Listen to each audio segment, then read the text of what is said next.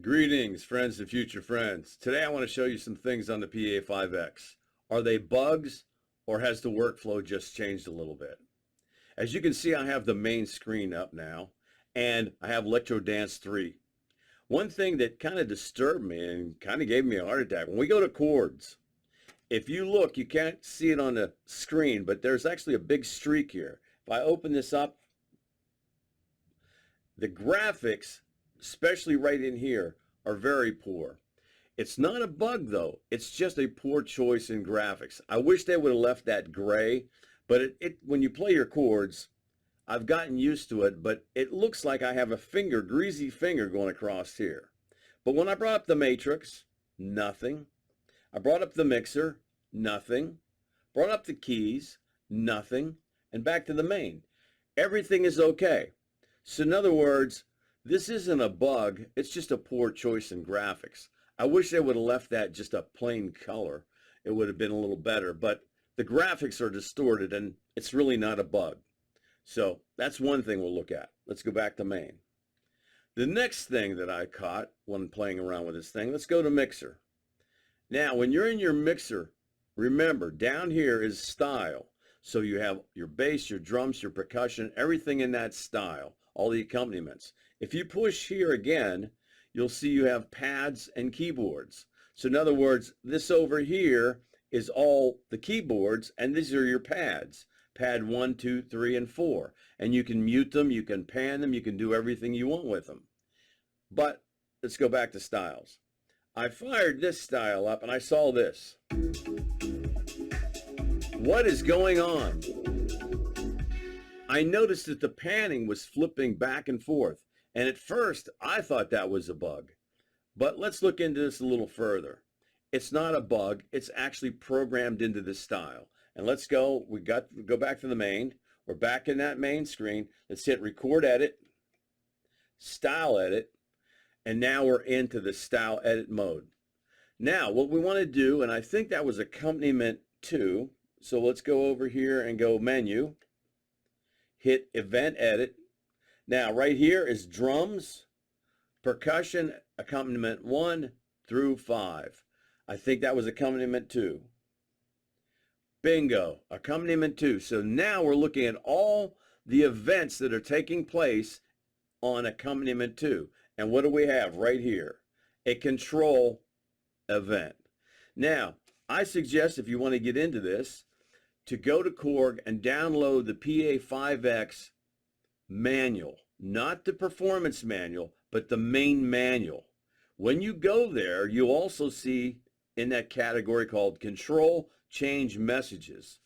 You'll have all the messages. In other words, you can actually program. You can see right here, that is the measure and the time of that beat and the timing of the beat that control number 10, and I'm looking on the pan is number 10. It's actually controlling that to 64. Also, if we look down here, we see 22, down a few more, just a few ticks later. So what is happening? You can actually program control events in the event. You can insert or delete and actually put events into that style to do things. Now, if we go over here and we go control, one thing you have to realize, we go down, we get 1, 2, and all goes to 10. What happened? Well, 10 and above and some of these other events that you can program can be programmed or put into this event sheet right here. But things like volume and other things are actually being controlled by the mixer. So you can't really control them here because you're going to be controlling them with the mixer. So, but this is really a cool thing. If you really want to get in depth into your styles, in other words, if you're in a dance, writing some dance and you want that synthesizer to have that real high cutoff and real bassy sound and bring it up to more of a treble sound, you could actually control that in resonance or anything you want by just running it into a control. This right here, you can do control, RX noise, note, pitch bend, aftertouch. You can program that all, but when you go to control, remember you have all these different control elements. And then right here is the actual value. So in other words, like for here, that was 10. So that's pan. And right here would be pan all the way to the right, pan all the way to the left. Really cool stuff. So let's exit out of that. And let's exit back out of this, back to the main menu. Don't want to save anything. Another thing that I saw on the internet that says it's a bug, but really it's not. Let's go back to our main screen. We've got our main screen going on. Go record, edit, style edit. Now we're into this. The big thing is this right here, CV length. I'm on the drums and you can't change that. That CV length cannot be changed. The reason why it can't be changed is because the information has been recorded onto that track. If you see right now, I'm moving the wheel, I cannot change that CV length. But if I go over here to the drums and I click delete chord variation, yes, what I've done is eliminated all the information on that track now. Now if I go up there to the CV, if you look up here, I can change it to whatever I want. So that was on 8, our recording. Now, here's the thing. There's nothing on that track, and we'll solo it even. There's nothing on that track.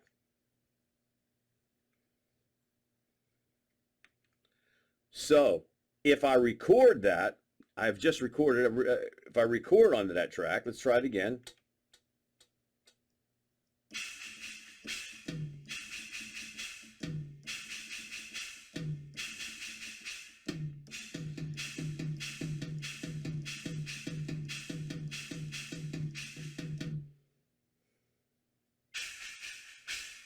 And there's what I recorded. Now we can't change that.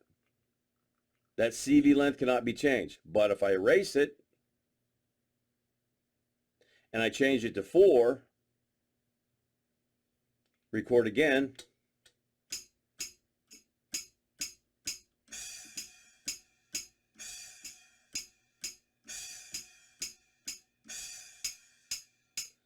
and now I recorded that same drum track at CV length 4 measures.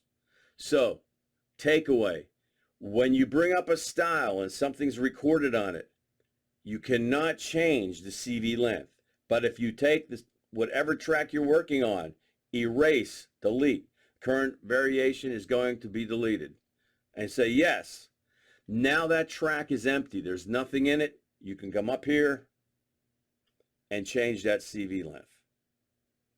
So something to keep in mind if you're wanting to change that CV length. All right, let's get out of this. Let's go back to the style again. Back to the style again, back to the main menu. Another thing, other sounds being played at the same time. Let's go back to record, style edit. And I'm going to lay down the drum track again. I have the drum, but what happens when I hear this? Let's go to mixer. Make sure this is on pads and keyboards. You can see upper keyboard is not muted. I'm going to mute it. Now let's go back. What you have to consider when you're recording these tracks is to make sure that the upper 1, 2, and 3 are off. If you don't, if I come back here and I go on deck, as you can see, I pushed that button. I demuted it. Now I'm hearing the drums and the piano. I come over here, mute it. So one thing you have to be, and same with the bass too. Came over here and unmuted it. That could be something you don't want to really use when you're recording that track, but it might be something you want to have something that you want to hear what that sound sounds like. But basically, you're just recording that track. So, my friends, I hope this information has helped you decide whether these are bugs or the workflow has changed a little bit. I know things on this Pa5X are a little different from the old PA arrangers. And take care, my friends.